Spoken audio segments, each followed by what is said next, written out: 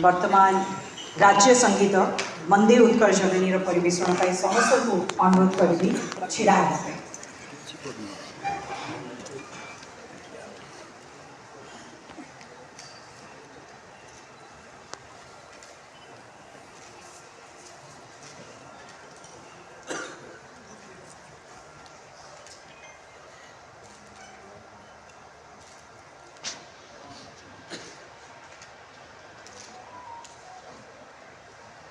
बेकारी दूरीकरण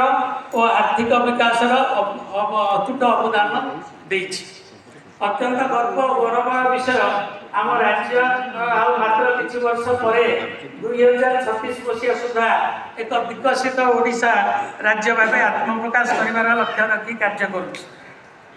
सहित ताल दे ओडिशा क्षुद्र शिल्प संघ